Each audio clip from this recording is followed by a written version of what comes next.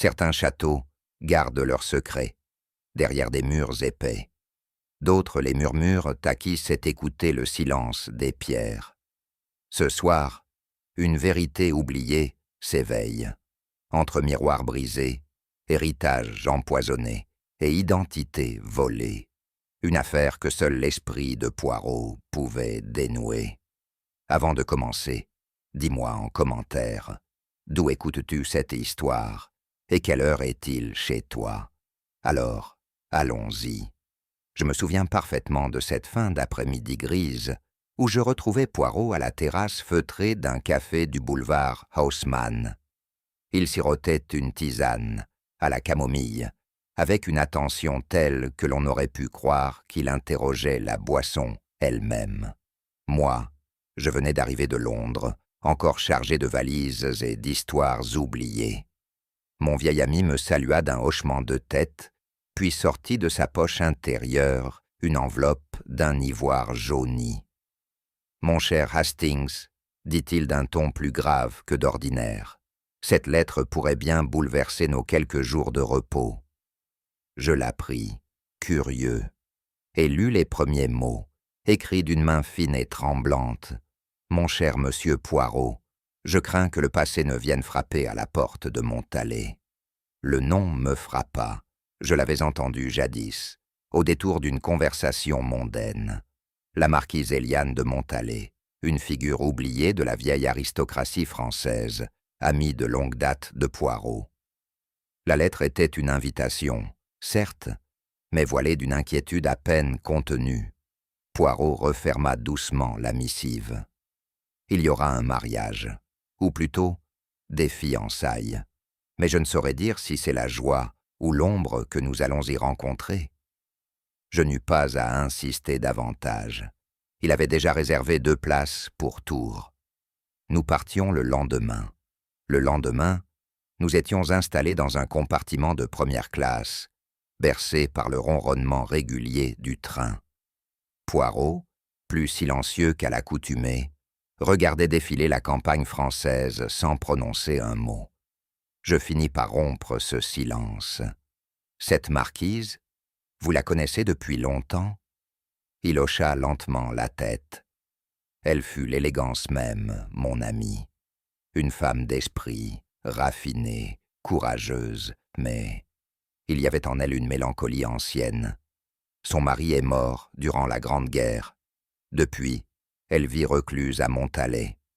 Il marqua une pause, puis ajouta « Et il y a 20 ans, un drame, jamais tout à fait élucidé. » Mais elle ne l'a jamais évoqué en détail, jusqu'à aujourd'hui. Je perçus alors, malgré sa voix calme, une tension discrète dans sa manière de croiser les doigts. C'était rare de voir Poirot inquiet, sans raison formelle. La Touraine approchait. Le ciel s'était couvert, et une fine brume s'étendait comme un voile sur les paysages. Je pressentis, sans pouvoir me l'expliquer, que ce voyage n'aurait rien d'ordinaire. À notre descente, en gare de Tours, une voiture ancienne, conduite par un majordome en gants gris, nous attendait déjà. Le trajet jusqu'à Montalais fut silencieux, ponctué seulement par le bruit des pneus sur le gravier humide. Le château apparut derrière une allée de platanes, massif, pierreux, comme tiré d'un autre siècle. Des tourelles gothiques, un perron érodé et des volets à moitié clos, donnant l'impression d'un lieu suspendu dans le temps. Un homme âgé, au port raide, nous ouvrit la porte principale. « Monsieur Poirot, capitaine Hastings, soyez les bienvenus à Montalais. » L'intérieur, bien qu'entretenu, portait les traces du passé. Tapisseries fanées, tableaux austères, et cette odeur propre aux grandes demeures figées dans l'attente. Poirot, dès l'entrée, balaya les lieux du regard. « Rien n'a changé, » murmura-t-il. Et pourtant, tout semble avoir vieilli. Nous fûmes conduits à nos chambres. Le couloir menant à l'aile d'invité était long, bordé de portraits sévères. Un silence presque religieux régnait, ponctué seulement par le tic-tac d'une horloge ancienne. Je ne savais pas encore que chacun de ces visages peints semblait porter en lui une part du secret que nous allions bientôt exhumer.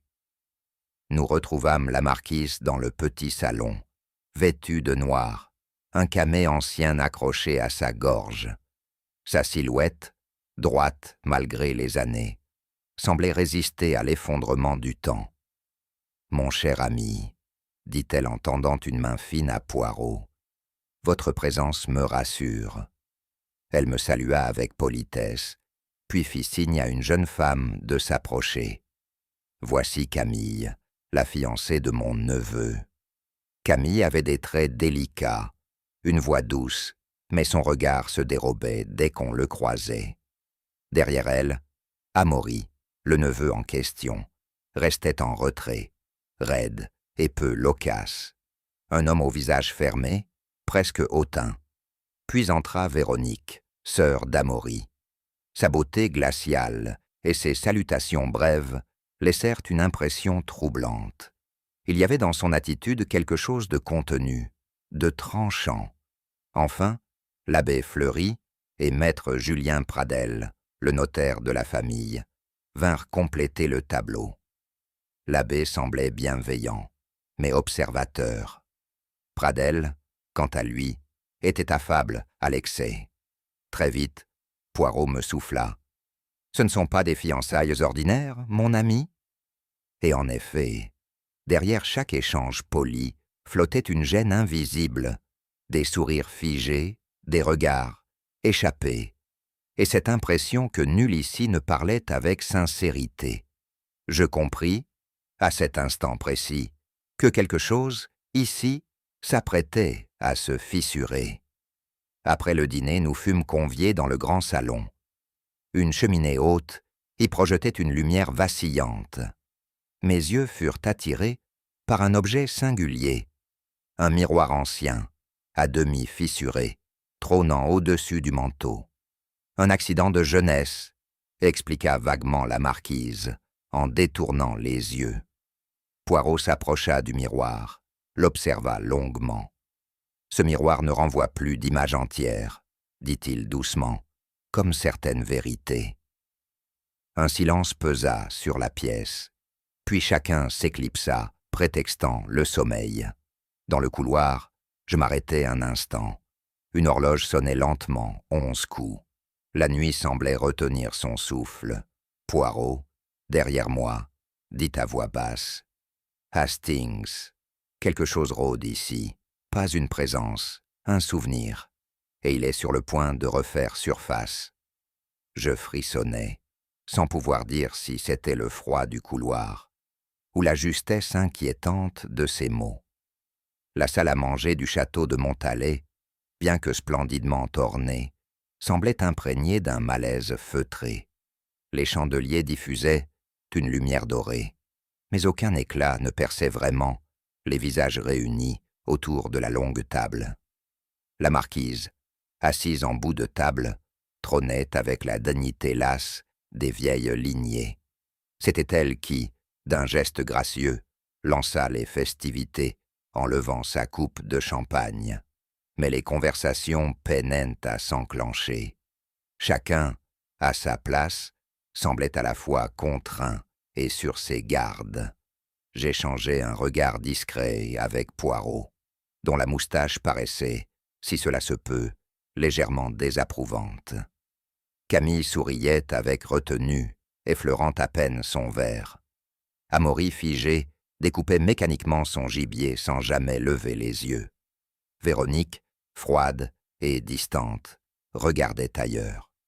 Julien Pradel s'évertuait à meubler les silences avec des anecdotes juridiques ou des souvenirs de notaires champenois. Mais ses interventions tombaient à plat.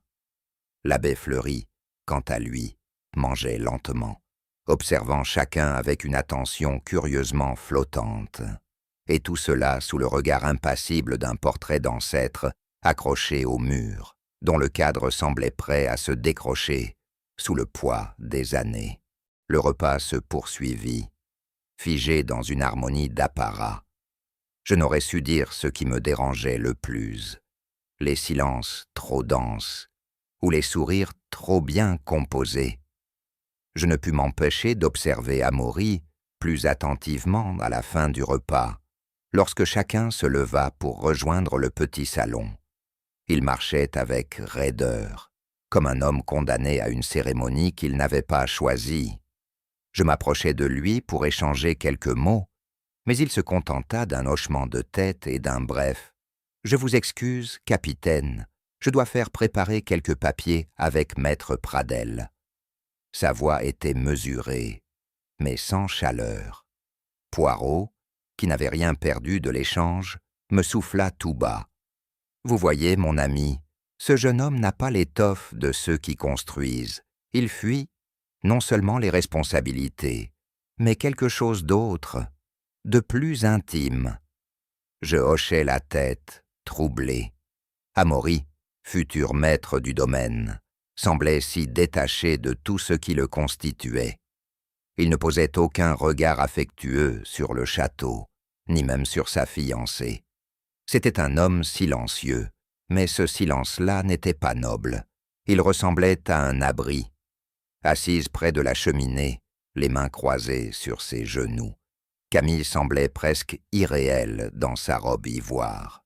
Elle ne participait guère aux conversations, se contentant de sourire doucement à quiconque lui adressait la parole.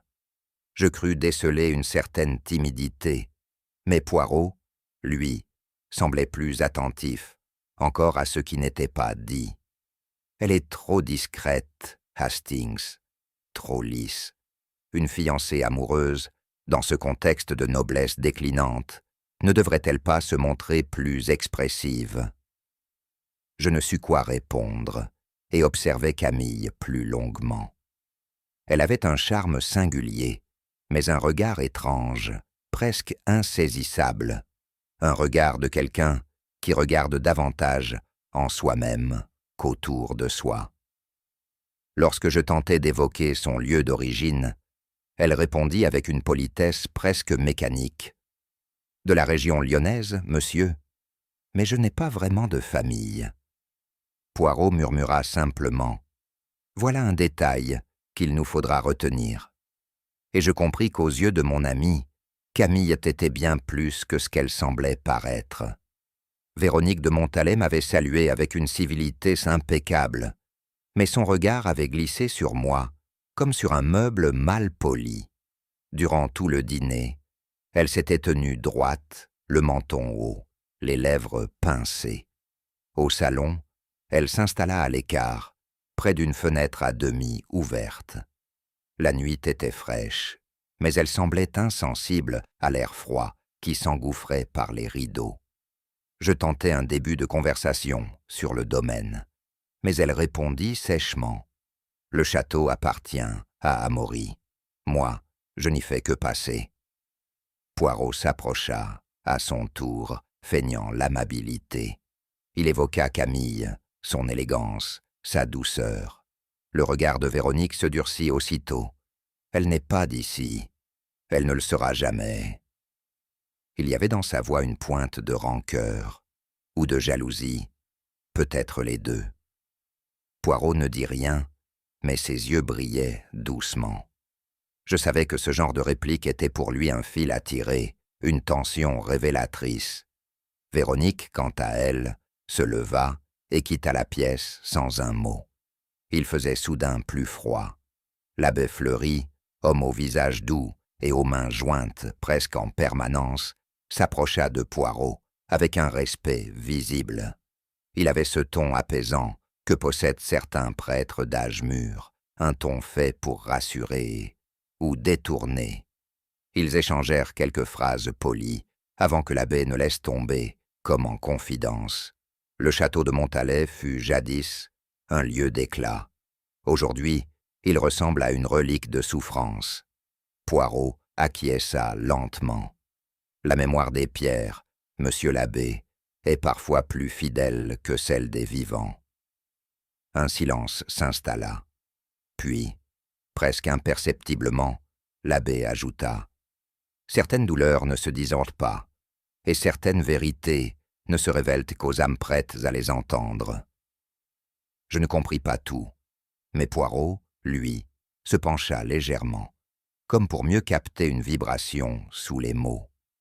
Il y avait quelque chose chez cet homme, une compassion sincère, oui, mais aussi une ombre, une connaissance trop ancienne pour être anodine. Julien Pradel semblait ravi de sa position dans la maison, comme un vieux meuble qu'on n'ose plus déplacer. Il s'adressait à chacun avec une familiarité de bon aloi, mais ses sourires semblaient souvent un peu trop longs, un peu trop polis. Il évoqua, à voix haute, les testaments, les donations, les transferts de titres, tout cela enrobé d'anecdotes cocasses. Mais je vis Poirot plisser légèrement les yeux. Il parle trop, Hastings? Il parle pour ne pas laisser parler les autres. Et en effet, derrière cette loquacité souriante, il y avait un excès suspect de maîtrise, comme si Julien Pradel avait peur du silence. La soirée touchait à sa fin. Chacun remontait dans ses appartements, lorsque la marquise, restée seule dans le salon, laissa échapper à mi-voix « Édouard ». Poirot, qui refermait un livre posé sur un guéridon, tourna légèrement la tête. Il est tombé. Mais je ne l'ai jamais cru mort. Elle se leva ensuite sans plus de mots. Le silence s'abattit comme une draperie sur son passage. Je regardai Poirot, et il murmura « Il y a des fantômes, Hastings, que seule la vérité permet d'enterrer. » Ce fut une de ces nuits où le silence semble s'être déposé sur les murs comme une couche de givre. Le château, plongé dans une immobilité presque sacrée, n'émettait plus que les grincements sourds du bois ancien et le battement lointain d'une horloge invisible. Dans le couloir qui menait à nos chambres, les pas des serviteurs étaient devenus rares. Même les chiens, dans les écuries, avaient cessé d'aboyer. Il régnait une paix pesante, artificielle, comme si chacun avait peur d'éveiller quelque chose de plus ancien que le sommeil. Je passai la tête par l'entrebâillement de ma porte. À travers le vitrail du palier, je vis la lueur pâle d'un croissant de lune. Poirot, en robe de chambre, écrivait encore à sa petite table. Lorsqu'il leva les yeux, il ne dit rien, mais hocha la tête d'un air grave. Nous n'échangions plus de banalités. Quelque chose, dans cette maison, retenait son souffle, et il me sembla que, derrière les murs tapissés de silence, une mémoire endormie s'apprêtait à s'éveiller, avec douleur. Ce fut un cri aigu, venu de l'aile des jardins, qui nous tira de notre torpeur à l'aube. Un cri bref, étranglé, suivi de pas précipités dans le couloir. Je bondis hors de mon lit et retrouvai Poirot déjà en mouvement, impeccablement vêtu, comme s'il n'avait pas dormi. Nous descendîmes à grandes enjambées l'escalier principal et traversâmes le vestibule. Un domestique, livide, nous indiqua la direction de la serre. Là, sous la coupole embuée de condensation, un spectacle inattendu nous attendait.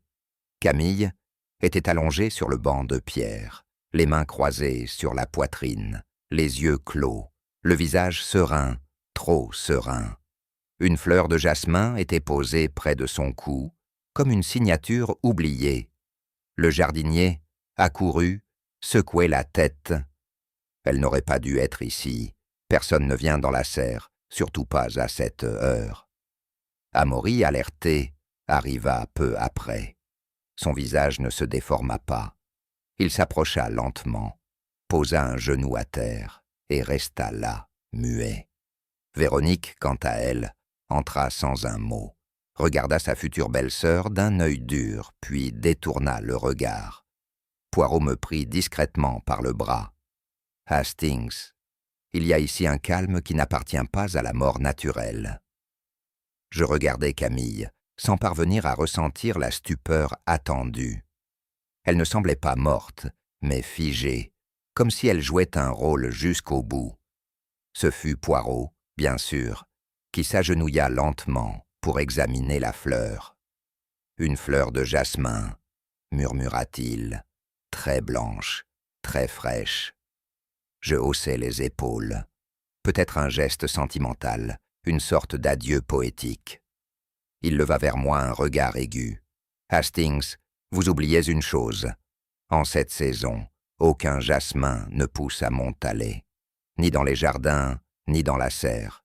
J'ai consulté les parterres hier encore. » Il saisit la fleur du bout d'un mouchoir, puis huma l'air tout près du cou de la jeune femme.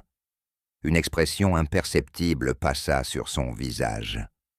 Un parfum très léger, sucré, mais il ne vient pas d'elle, il vient de l'objet. Je l'observais faire, fasciné. Pour lui, chaque détail était une note dans une partition que nous n'entendions pas encore. Cette fleur est venue de l'extérieur. Quelqu'un l'a posée ici délibérément. Et si elle ment, mon ami, alors tout ment. Je ressentis alors une gêne diffuse, comme si cette petite chose blanche était la clef invisible d'un engrenage tragique. Le docteur local, un homme massif aux sourcils broussailleux, arriva peu après, appelant Poirot par son nom avec une déférence mêlée d'habitude. « Poison, très probablement, » dit-il en refermant sa trousse. « Une substance végétale, quelque chose de discret, qui agit doucement, peut-être extrait d'aconite ou de datura. Pas de souffrance visible. »« Vous parlez d'un suicide, docteur ?» demandai-je, mal à l'aise. Il haussa les épaules. Le calme du corps, l'absence de lutte, c'est une hypothèse plausible. Mais Poirot restait à l'écart, les mains jointes, la tête basse. Lorsque je l'interrogeai du regard, il répondit simplement « Trop parfait, mon ami. La mort est rarement si bien mise en scène. Trop de silence, trop d'ordre. C'est une composition, et non un drame spontané. » Je regardais à nouveau le corps, la robe, les cheveux, la position. Tout était délicatement agencé, comme dans un tableau. Peut-être voulait-elle mourir en beauté, murmurai-je, incertain. Mais Poirot secoua la tête. Non, c'est quelqu'un d'autre qui a voulu qu'elle paraisse belle en mourant. Et ce quelqu'un savait très bien ce qu'il faisait. Il marqua une pause, un esprit raffiné, mais un cœur très sombre. Et je compris que pour Poirot, le véritable crime venait à peine de commencer. Plus tard, dans la matinée, tandis que le corps avait été transféré dans une pièce fermée et que le château tout entier baignait dans un silence de plomb, Poirot demanda à interroger le jardinier, un homme d'âge mûr, nommé Rémy, au visage tanné par le vent et la terre. « Personne ne touche à la serre sans que je le sache, » affirma-t-il, les bras croisés, et surtout pas en hiver. Poirot hocha la tête. « Et pourtant, vous êtes sûr qu'aucun invité n'y est allé ces derniers jours ?» Rémy hésita. Son regard glissa. « Hier soir, je crois avoir aperçu une silhouette par la verrière, mais je n'ai pas vu le visage. » Poirot l'encouragea d'un mouvement discret. « Une femme, peut-être ?» Rémy secoua la tête. Trop grand, trop droit. Et puis, il marchait lentement, comme s'il cherchait quelque chose. Poirot garda le silence. Un instant, puis il posa une main légère sur l'épaule du jardinier. « Merci, monsieur Rémy. Vos mots ont plus de valeur que vous ne croyez. » Lorsque nous nous retrouvâmes seuls, Poirot déclara « Voilà, Hastings, la première fissure dans la façade. Ce qui paraît fixe commence à trembler. Et ce n'est jamais qu'une question de temps, avant que le mensonge ne cède. » Je ne répondis pas. Au fond de moi, je savais qu'il avait raison. Au petit matin, alors que le château tout entier semblait s'être figé dans une attente sourde, Poirot entreprit d'interroger Amaury. L'entretien se déroula dans le grand bureau lambrissé, devant une cheminée où le feu n'avait pas été rallumé. Amaury, debout près de la fenêtre, fixait l'extérieur avec cette raideur contenue qui semblait lui être propre. lorsqu'on lui demanda où il se trouvait la nuit précédente. Sa réponse fut brève. Dans la bibliothèque, seul. Poirot l'observa avec cette bienveillance impitoyable qui désarme les esprits les plus fermés. « Toute la nuit » demanda-t-il doucement. Amaury haussa les épaules. « Je ne dormais pas. J'avais besoin de réfléchir. » Il n'y avait dans sa voix ni précipitation, ni fausse candeur. Mais il manquait ce que Poirot nomme toujours la cohérence du détail. Aucune mention d'un livre consulté, d'un verre d'alcool, d'un moment précis. Juste une présence vague dans un lieu vide. Quand nous quittâmes la pièce, Poirot murmura. Un homme qui fuit les regards fuit souvent autre chose, et un alibi sans témoin n'est, mon ami, qu'un mot en l'air. Je devinais que, dans l'esprit méthodique de mon compagnon, le doute venait de s'installer, pas comme une accusation, mais comme une ouverture. Ce fut dans le petit salon, alors que la lumière d'un matin blême filtrait à travers les rideaux, que Poirot demanda à s'entretenir avec mademoiselle de Montalais. Véronique s'y tenait déjà, droite sur un fauteuil raide, les mains croisées sur ses genoux, comme une statue de marbre. Poirot, avec une civilité presque exagérée, s'assit face à elle. « Vous connaissiez bien Camille, mademoiselle ?» Un battement de cils, puis la réponse, nette, sèche, « Nous ne partagions rien. » Pourtant, elle allait devenir votre belle-sœur. Elle soutint son regard. Pas par mon choix. Je crus déceler une faille dans cette froideur. Un éclair d'amertume, un pincement de lèvres trop prolongé. Poirot poursuivit, d'un ton plus neutre. Elle ne vous plaisait pas, je suppose. Elle était déplacée, et les choses déplacées ne durent pas. Je me retournai légèrement. La phrase avait été dite sans haine, mais avec une forme de certitude glaçante. Poirot n'insista pas. Il se leva, la salua, et dit simplement « Merci, mademoiselle. Ce qui ne dure pas laisse parfois une trace plus forte que ce qui s'impose. » Dans le couloir, je soufflai à voix basse. Elle aurait pu la haïr. Poirot répondit sans se retourner. Non, Hastings, elle la haïssait déjà. Plus tard dans la matinée, Poirot invita l'abbé Fleury à une promenade dans les jardins déserts, là où l'air était plus franc que dans les salons trop tendus de la maison. Le prêtre, calme et mesuré, accueillit la proposition avec un léger sourire. Ils marchèrent un moment en silence, avant que Poirot n'aborde la question avec cette douceur redoutable qui était sienne. « Vous avez connu la mère de Camille, n'est-ce pas ?»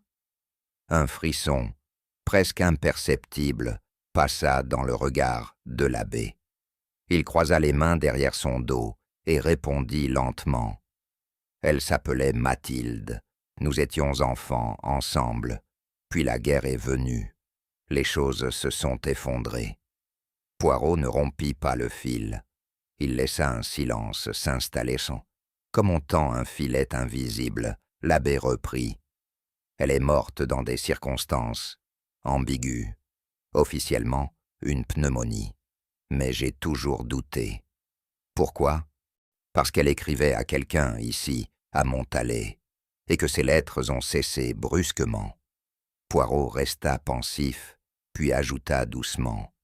Et vous n'avez jamais cherché à savoir à qui elle écrivait. L'abbé s'arrêta net. Si, et j'ai trouvé. Mais ce que l'on découvre parfois est trop tardif pour changer le cours des choses. Je compris alors que derrière la croix et la soutane vivait un homme abîmé dans des secrets anciens. Ce fut par hasard, comme tant de révélations chez les domestiques, qu'un jeune valet, Paulin, fit part à Poirot d'un détail troublant. Nous étions dans l'office, tandis que le personnel prenait le thé. Poirot, avec cette familiarité toute belge qu'il savait employer à bon escient, engagea une conversation légère. C'est alors que Paulin dit « Moi, j'ai vu M. Pradel dehors hier soir. près de la serre. Poirot tourna légèrement la tête. « Êtes-vous sûr ?»« Absolument. Il marchait seul. Il m'a dit qu'il digérait. Mais il paraissait nerveux. Il regardait autour de lui comme s'il cherchait quelque chose. » Le notaire n'avait jamais mentionné cette sortie. Ce détail, glissé sans emphase, piqua aussitôt l'esprit de Poirot. Un homme qui ment sur ses pas n'a pas nécessairement tué Hastings, mais il cache quelque chose. Je repensais à ses paroles trop bien polies, à son attitude mielleuse. Peut-être que derrière ce masque de bienveillance se trouvait un homme prêt à trahir pour une clause oubliée. Ce fut en fin d'après-midi que je le vis, là, gisant au pied de la cheminée, le grand miroir du salon. Il s'était détaché de son accroche, sa glace fendue en 3 éclats nets. Je fis appeler Poirot.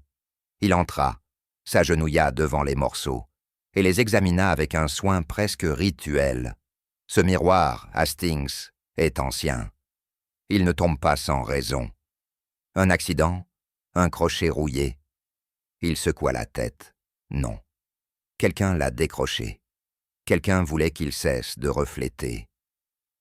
Je me tus. Il y avait quelque chose de solennel dans cette image, ce miroir brisé, ce reflet perdu, comme si le château lui-même perdait la mémoire. Poirot se releva lentement. C'est peut-être un détail, mais les détails, mon ami, sont des confessions muettes. Ce soir-là, je le trouvai dans sa chambre, assis à son petit bureau, les doigts croisés devant lui, l'air absorbé. Il ne leva pas les yeux immédiatement, puis il murmura « Vous souvenez-vous de ce que je vous disais à Paris, Hastings? Qu'il y aurait de la joie ou de l'ombre ?» Je hochai la tête. « Eh bien, nous sommes en pleine obscurité. » Sur la table, il avait disposé des objets, un pétale de jasmin, une coupure de journal, un croquis approximatif du jardin et un morceau de lettre froissée. Il y a une vérité ancienne, mon ami, une blessure qui n'a jamais été refermée, et autour d'elle, chacun joue son rôle. Le frère qui fuit, la sœur qui se raidit, le notaire qui bavarde, le prêtre qui se tait. Il désigna le miroir brisé. Voilà le cœur du drame. Ce n'est pas Camille qu'on a tuée, c'est ce qu'elle risquait de révéler. Je sentis alors, pour la première fois, une forme d'angoisse dans sa voix, et je compris qu'il ne tenait plus une simple énigme entre ses mains, mais une vérité trop lourde pour rester cachée encore longtemps. Je m'étais réfugié dans la bibliothèque du château, cherchant un instant de répit loin des soupçons, des regards fuyants et du miroir brisé. L'odeur du cuir ancien, des planches polies par les générations successives, m'apaisait. Je tirai un livre au hasard, un missel relié de velours grenat, que j'ouvris sans réelle intention. Entre 2 psaumes, une feuille pliée glissa lentement au sol. Je la ramassai, intrigué. Le papier était jauni, son encre effacée par endroits. Mais quelques mots restaient lisibles. Ils sont 2, je le jure. S'il m'arrive malheur, qu'on ne l'oublie pas. Lui aussi est mon sang. Éloignez-le d'ici avant qu'il ne soit trop tard. Mon cœur se serra. Je relus la phrase encore, et encore. Le ton en était presque suppliant. Il était évident que cette lettre n'avait jamais été postée. Je m'empressai de la porter à Poirot, que je trouvai dans le petit salon, plongé dans une réflexion muette. Il lut le billet sans dire un mot. Puis, très lentement, il replia le papier, le glissa dans sa poche et dit seulement « Le passé, Hastings, a la fâcheuse habitude de ne jamais rester là où on le croit enterré. » Et je sus que cette lettre allait ouvrir une brèche. Nous nous retirâmes dans l'ancien boudoir, dont les rideaux lourds isolaient du monde. Poirot s'assit avec précaution et déplia la lettre à nouveau, l'examinant à la lumière vacillante d'une lampe à huile. « Regardez ici, Hastings. Ce mot-ci, frère. Il avait été gratté, puis remplacé par enfant. Et là, une date raturée. Je penchai la tête, frappé par cette dissimulation maladroite.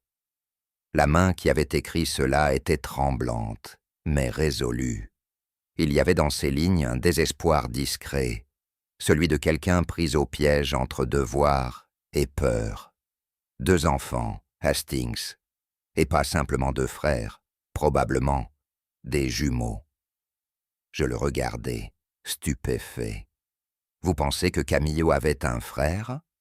Poirot tapota le papier. « Je pense que quelqu'un ici a toujours su qu'il en existait un, et que toute cette mise en scène, y compris la mort de Camille, est liée à ce secret. » Il se leva lentement. Une naissance dissimulée, une disparition maquillée, une mémoire qu'on a voulu effacer. Puis me regardant fixement, « Il faut parler à la marquise. Elle est la dernière à pouvoir, peut-être, éclairer l'ombre, si elle le veut, encore. » Et dans sa voix, pour la première fois, je crus percevoir une pointe d'inquiétude.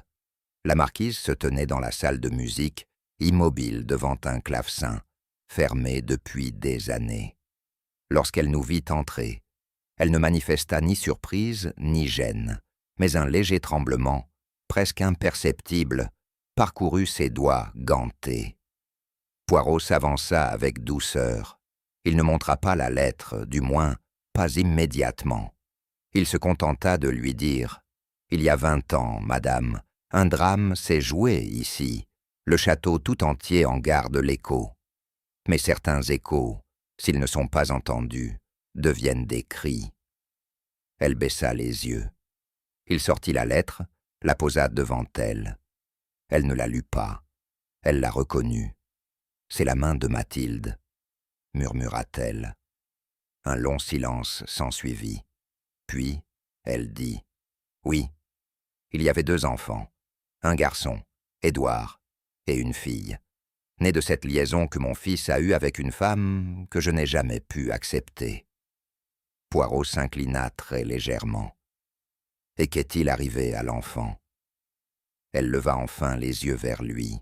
« On m'a dit qu'il était tombé du belvédère, mais il n'y avait pas de corps, seulement une absence, et la peur du scandale. » Elle ferma les paupières. « J'ai choisi le silence, monsieur Poirot. J'ai trahi la vérité pour préserver un nom. » La voix de la marquise avait pris un ton étrange, comme si elle récitait un conte ancien, dont elle aurait oublié la fin. Ces mots étaient lents, effilés comme des fils d'organdi. C'était une nuit d'été. Il faisait lourd. Les enfants jouaient à cache-cache dans les couloirs. Édouard avait 5 ans. Il était vif, imprévisible. Il adorait grimper partout. Il est monté seul jusqu'au belvédère. Et puis, plus rien. Elle ferma les yeux. On a trouvé sa casquette, mais pas son corps. Les gendarmes ont fouillé la rivière, les bois, sans succès. Poirot écoutait en silence, les doigts repliés sous le menton. Ce fut alors que l'on me remit une lettre. Anonyme, une menace voilée. On me disait de garder le silence, sous peine de déshonneur, qu'un secret de naissance ne devait pas éclater. Elle se tourna vers la fenêtre. J'ai fait taire les recherches. J'ai accepté la version du drame, un accident. Le belvédère devint une tombe invisible, et la mémoire, un poison lent. Elle laissa tomber une main sur l'accoudoir. Je ne sais pas qui a pris l'enfant, mais je sais qu'il a grandi ailleurs. Quelqu'un, quelque part, a élevé mon petit-fils, et aujourd'hui, il revient. Poirot se leva lentement. « Et vous pensez que Camille le savait ?» La marquise hocha la tête, une larme unique glissant sur sa joue pâle. Ce soir-là, dans la lumière discrète de notre chambre, Poirot restait pensif, assis devant une feuille vierge sur laquelle il traçait quelques points, des traits, des noms. Rien de lisible, juste une cartographie intérieure du doute. Hastings, me dit-il, sans détourner les yeux. Vous souvenez-vous de ce que vous m'avez dit en découvrant le corps de Camille? Que cela ressemblait à un rôle. Je hochai la tête. Et si elle jouait, en effet, non pas la morte, mais la messagère? Si sa présence à Montalet n'avait jamais eu pour but le mariage, mais la révélation? Je restais interdit. Elle aurait retrouvé la trace de son frère, ou cru l'avoir retrouvée. Et elle serait venue confronter cette maison, ce nom, cette lignée. Il se leva, s'approcha du miroir réparé, et y planta son regard. Un meurtre, Hastings, n'est jamais une énigme, c'est un cri, et celui-ci hurle quelque chose d'ancien. Il se tourna vers moi, grave. Ce château n'est pas un lieu de mémoire, c'est un théâtre, et le rideau vient tout juste de se lever. Ce fut en début d'après-midi que le capitaine de gendarmerie, un homme au regard affûté et à la moustache plus militaire que celle de mon ami, revint du bureau de maître Pradel, avec un air à la fois grave et satisfait. Il tenait dans sa main droite un petit flacon de verre ambré, soigneusement enveloppé dans un mouchoir blanc, retrouvé dans le tiroir central de son secrétaire, sous un double fond, même contenance, même forme que celui découvert près du corps de la jeune femme. Poirot, qui se tenait à l'écart de l'agitation, s'approcha avec calme, observa le flacon, puis demanda « A-t-il un étiquetage ?» Le capitaine secoua la tête. Rien d'inscrit, mais une légère odeur d'amande amère, très caractéristique. Je vis les sourcils de Poirot se hausser légèrement. Il ne dit rien. Son silence était déjà une remarque. Julien Pradel fut convoqué. Il nia fermement tout lien avec le flacon, affirmant ne pas savoir comment il avait pu se retrouver là. « Cela ne prouve rien, » déclara-t-il, presque dédaigneux. « Ce bureau n'est jamais fermé. » N'importe qui. Mais son regard se troubla à la fin de sa phrase. Poirot s'éloigna, me prit à part et murmura « Trop tôt, trop net, trop commode ». Et dans son regard brilla une lumière que je connaissais bien, celle du doute méthodique. Le soir même, maître Pradel fut sommé de produire une copie du testament le plus récent de la marquise. Ce fut Amaury lui-même qui formula la demande, avec une raideur où transparaissait l'humiliation. Le document, daté de quelques semaines seulement, comportait en effet une clause ajoutée à l'encre plus fraîche, une donation exceptionnelle au profit de Camille, une somme importante, conditionnée à la célébration de son mariage avec Amaury. Une clause rédigée de ma main, certes, mais à la demande expresse de la marquise, se défendit Pradel. La marquise, questionnée, admit d'un signe de tête affaibli. Elle avait peu. Je voulais qu'elle ait un peu plus. Mais pour la gendarmerie, le mobile prenait forme. Un notaire amoureux ou intéressé, cherchant à détourner une part de l'héritage. Je lançai un regard inquiet à Poirot, qui fixait le document avec attention, son index effleurant le papier. « La formulation est ambiguë, » murmura-t-il. « Et cette ambiguïté, Hastings, ne vient pas d'un excès de spontanéité, elle est construite. » Il relut encore. On dirait qu'elle attendait d'être découverte, comme si quelqu'un, quelque part, avait besoin qu'on regarde précisément ici. Puis, refermant la chemise cartonnée. « Une diversion, mon ami, et elle est trop bien montée pour être innocente. » Le lendemain matin, le gendarme revint, cette fois accompagné de 2 collègues. Ils n'annoncèrent rien, ne firent pas de grands discours. Ils demandèrent simplement à maître Pradel de les suivre. Il protesta, bien sûr, indigna sa voix, jeta quelques regards furieux autour de lui, mais il suivit sans se débattre. Les invités, rassemblés dans le vestibule, observaient la scène avec une tension palpable. Amaury restait impassible, Véronique, en retrait, semblait presque soulagée. La marquise, elle, détourna les yeux. Julien Pradel passa devant moi. Son regard croisa le mien. Il ne criait pas son innocence, il l'implorait, silencieusement. « Je n'ai rien fait, » dit-il enfin, avant de disparaître dans le couloir. Je me tournai vers Poirot. Il restait immobile, les mains dans le dos, les yeux fixés sur un point au sol. « Vous pensez qu'il est coupable ?»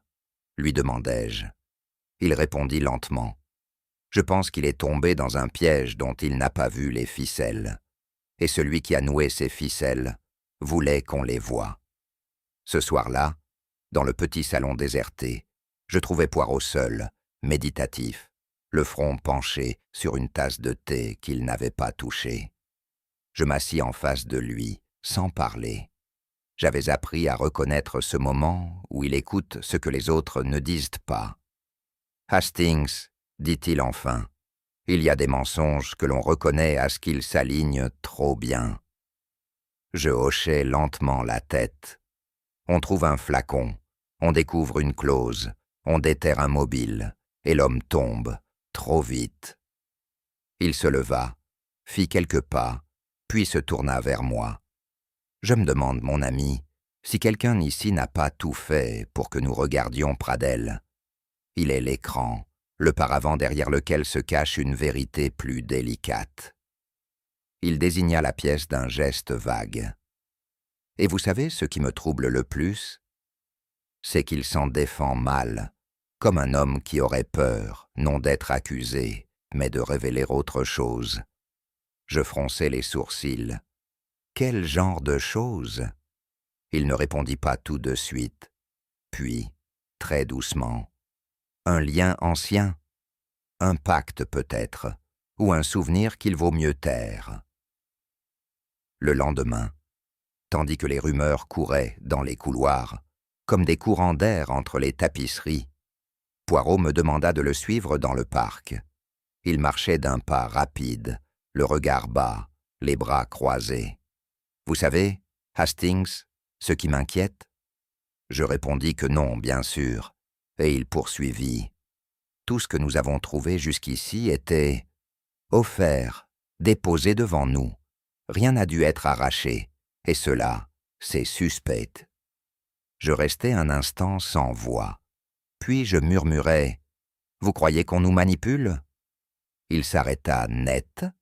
« Je crois que quelqu'un, ici, a prévu notre regard, a prévu les soupçons, et les a soigneusement canalisés. » Il reprit sa marche. Lorsque tout semble si bien rangé, il faut chercher la poussière derrière les rideaux. Et c'est là que nous allons commencer. De retour dans sa chambre, Poirot déplia ses notes, ses petits carnets aux marges serrées. Il relut les paroles de chacun, les détails, glanés, à la dérobée. Puis, brusquement, il souligna une phrase. Elle avait dit « Elle n'est pas d'ici ». Il griffonna un mot à côté. Puis, sur une autre page, il encercla 3 noms.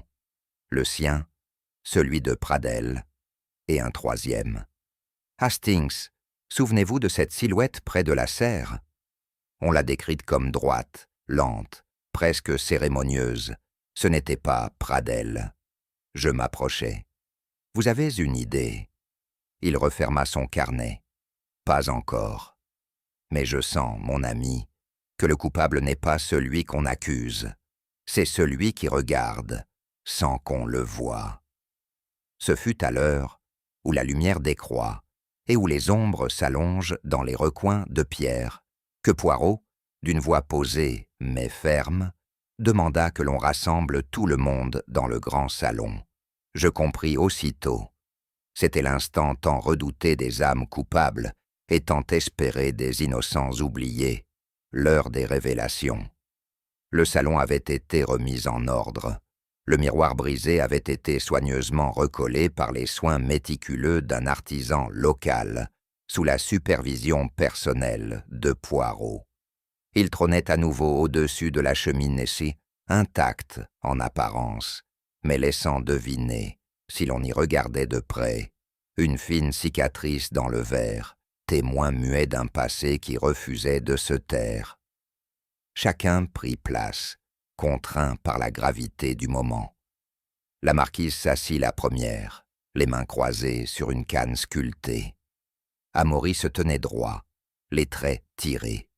Véronique, raide, le menton relevé, lançait des regards défiants. L'abbé Fleury, plus pâle qu'à l'ordinaire, semblait absorbé par une prière intérieure.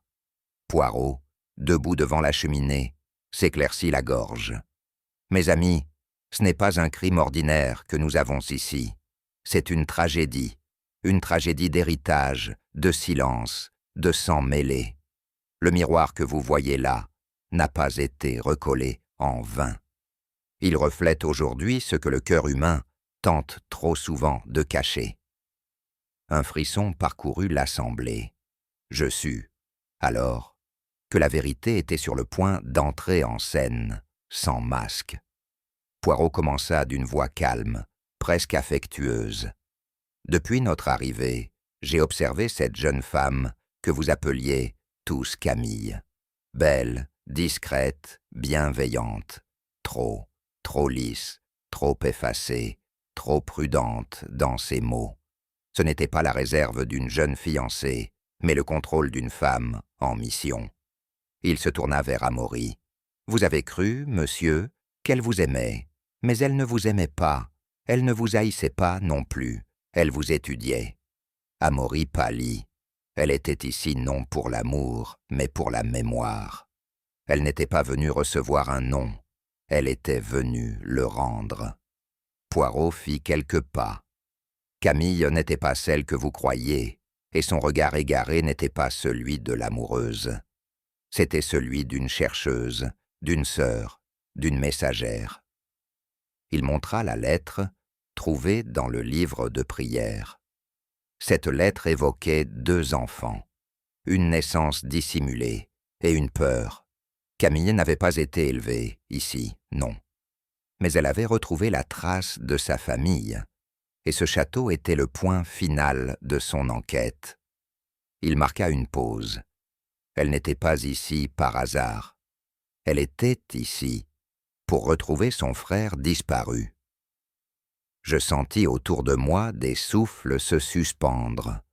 Le silence devint un rideau, tendu au bord de la déchirure. Poirot se pencha légèrement vers la marquise, dont le regard semblait fuir dans les plis du passé. « Vous le saviez, n'est-ce pas, madame ? Vous saviez qu'il y avait 2 enfants, et que l'un d'eux avait échappé à l'oubli. » Elle ne répondit pas, mais je vis une larme furtive courir le long de sa joue. Poirot poursuivit.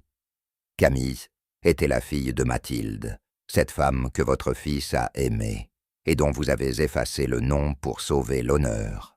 Elle et Édouard sont nés ensemble, mais vous n'avez voulu garder qu'un seul héritier. » Il se tourna vers l'abbé Fleury, dont les traits étaient devenus cireux. « Et vous, mon père, ou devrais-je dire, Édouard de Montalais, vous n'êtes pas un homme d'église par vocation, mais par refuge. Le miroir vous a reconnu, le jardinier vous a vu, la fleur ne ment pas. » L'abbé baissa la tête. Son silence était plus parlant que tous les aveux. Poirot acheva d'un ton d'une douceur terrible. « Vous l'avez reconnue. Vous avez compris qui elle était. Et vous saviez ce qu'elle venait faire, ici. Ce n'était pas la fortune qu'elle réclamait, c'était la vérité. Mais pour vous, la vérité était une menace. Alors, vous avez fait taire la voix de votre sœur. » L'abbé ferma les yeux. La marquise étouffa un sanglot. Et dans le miroir, enfin, intact, chacun put voir, non pas son reflet, mais sa conscience. Un long silence suivit la déclaration de Poirot. Dans le grand salon figé, le feu crépitait faiblement, comme pour souligner la lente combustion d'une vérité restée trop longtemps enfouie. L'abbé Fleury, le visage blême, ne fuyait plus les regards. Il les affrontait, ceux de la marquise, de Véronique, d'Amaury et le mien. Poirot s'approcha de lui, sans colère ni dureté, mais avec cette fermeté douce qu'il réservait aux âmes abîmées. Vous avez grandi sous un autre nom, protégé, mais aussi déraciné. On vous a dit que vous aviez été abandonné, puis recueilli, peut-être même sauvé. L'abbé hocha la tête, lentement. Sa voix, lorsqu'elle s'éleva, était d'une calme tristesse. J'ai toujours su que mon passé m'avait été volé. On me disait que j'étais un orphelin, mais j'ai gardé un nom, Édouard, sans savoir à quoi il rattachait. J'ai senti, très jeune, que j'étais lié à quelque chose de plus vaste, de plus ancien. Il regarda la marquise. « Je vous ai retrouvé bien avant que vous ne me reconnaissiez. J'ai gardé le silence.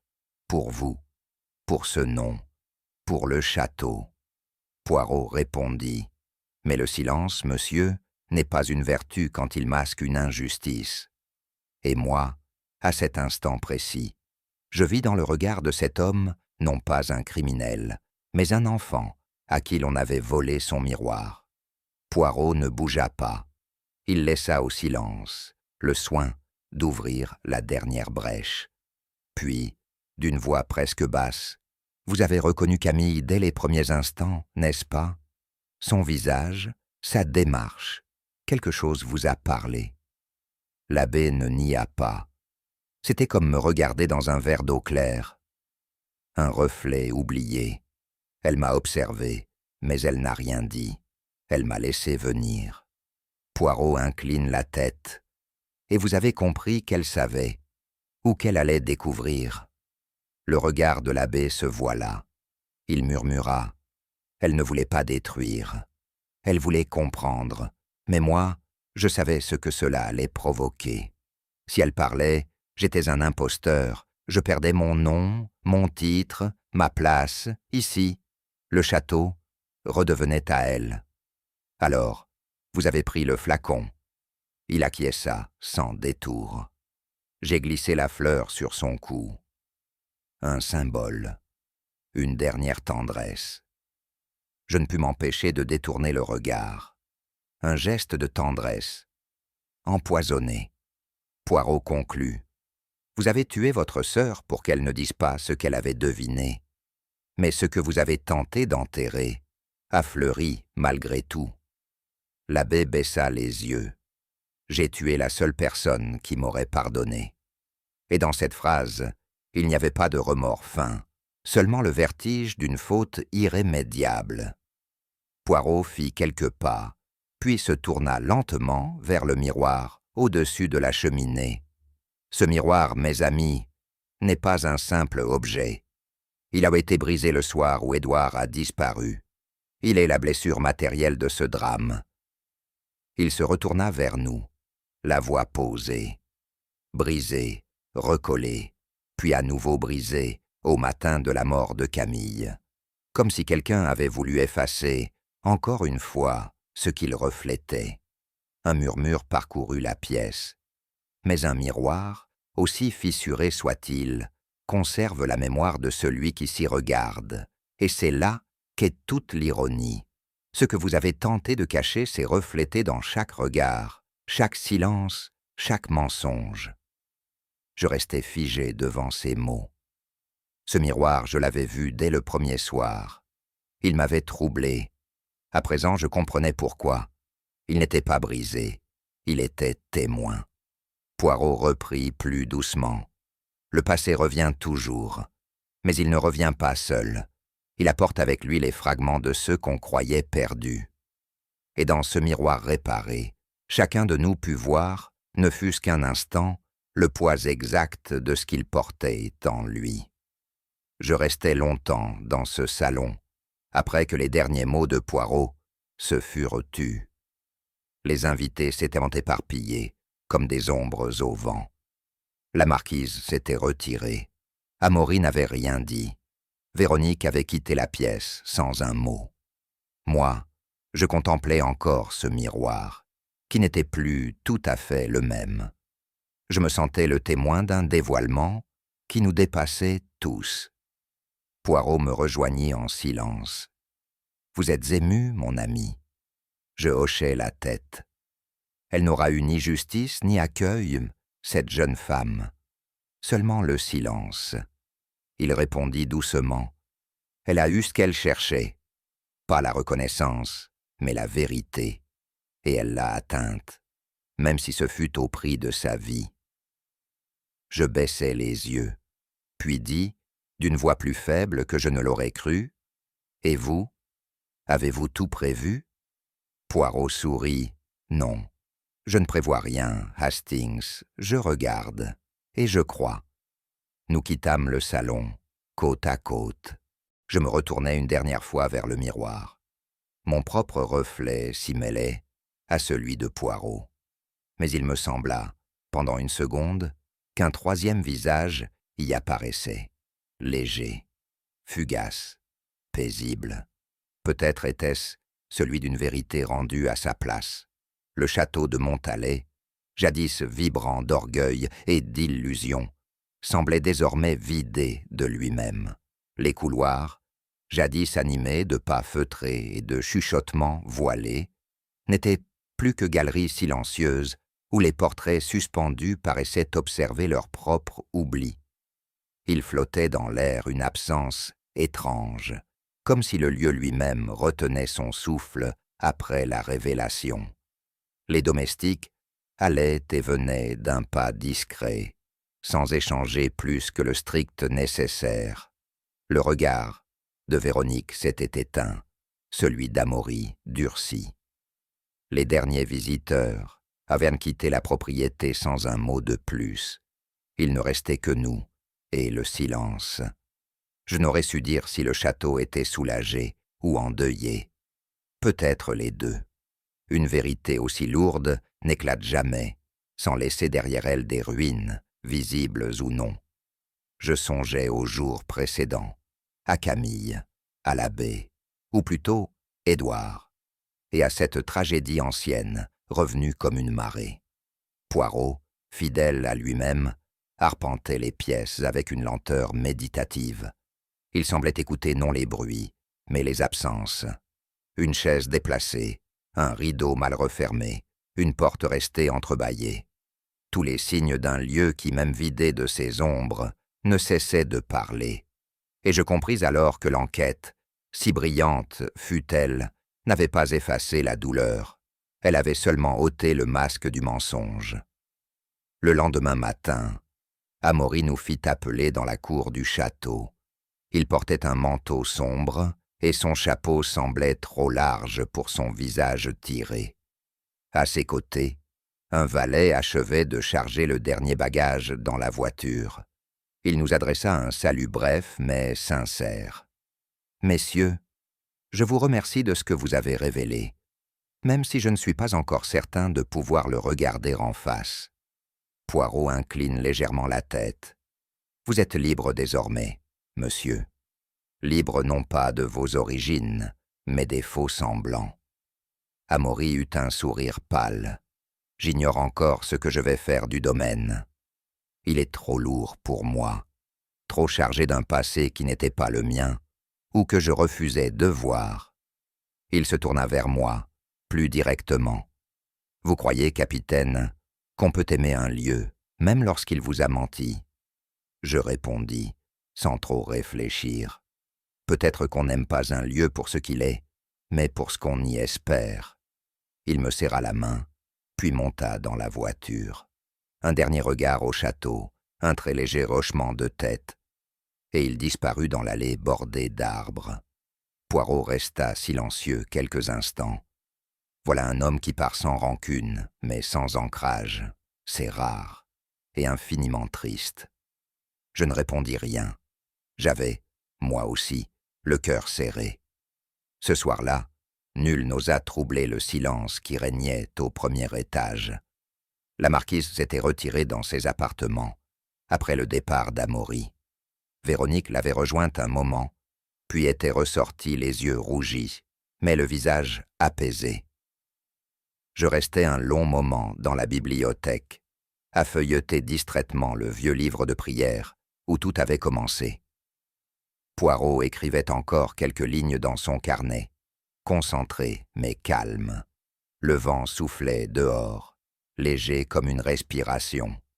Ce n'est qu'au matin, alors que le jour se levait à peine, que Véronique frappa doucement à notre porte. Sa voix ne tremblait pas. Madame la marquise s'est éteinte dans son sommeil. Elle tenait un portrait contre elle, celui de ses enfants. Je sentis quelque chose se briser en moi, non par douleur vive, mais par cette tristesse ancienne que seuls les lieux pleins d'histoire savent imposer.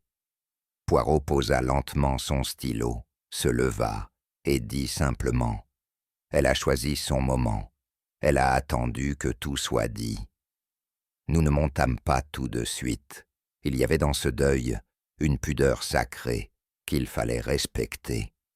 Je songeais alors à cette femme qui avait porté tant de silence, tant de poids, et qui, au dernier soir, s'était allongée dans son lit, comme on referme un livre dont on connaît déjà la fin. Lorsque nous quittâmes le château, une fine pluie tombait sur les pierres anciennes. Elle n'était ni froide ni hostile, plutôt cette pluie anglaise, douce et persistante, qui accompagne les départs avec une sorte de respect. Poirot marchait à mes côtés, en silence. Je tenais mon chapeau d'une main, l'autre dans ma poche. Le jardin, désert, semblait lui aussi vouloir se recueillir. Je finis par briser le silence d'une voix feutrée. Je ne sais plus, Poirot, si tout cela valait d'être découvert. La vérité, bien sûr, mais à quel prix? Il ne répondit pas tout de suite. Nous franchîmes la grille de fer forgé, et nos pas crissèrent sur le gravier humide. Peut-être, Hastings, que la vérité n'est pas un cadeau. C'est une lumière. Elle n'éclaire pas ce qu'on espérait, mais ce qui est. Je hochai la tête, pensif, puis regardai une dernière fois le château, flou derrière la brume. Et ce miroir, mon ami, celui que vous n'avez cessé d'évoquer, pensez-vous qu'il ait montré la vérité? Poirot s'arrêta une seconde, puis il répondit, d'une voix douce et ferme. « Un miroir, mon cher Hastings, ne montre jamais les visages tels qu'ils sont. Il reflète ce que l'on porte au-dedans. C'est pourquoi certains s'y trouvent, et d'autres s'y perdent. » Il s'interrompit, puis ajouta, « Camille, elle s'est trouvée. Édouard s'est perdu. Mais tous deux ont été des miroirs l'un pour l'autre. » Je restai silencieux. Poirot continua. « Ce que nous appelons vérité, c'est souvent un reflet. Mais il suffit qu'un cœur honnête le contemple, et il devient lumière. » Et nous reprîmes notre route, sous cette pluie légère, sans autre bruit que celui de nos pas. Le château de Montalet s'éloignait lentement derrière nous, redevenant ce qu'il avait toujours été, un lieu où le passé cherche encore à se faire entendre. Ainsi s'achève le murmure d'un passé trop longtemps retenu, dans les couloirs feutrés d'un château où les âmes ont retrouvé leur nom. Et vous, auriez-vous su percer le masque d'un abbé silencieux et lire ce que le miroir ne montrait plus? Si cette vérité vous a touché, aimez cette vidéo. Laissez votre réponse en commentaire et abonnez-vous pour d'autres récits à élucider ensemble. Car parfois, ce n'est pas la lumière qui révèle, mais l'ombre qui parle.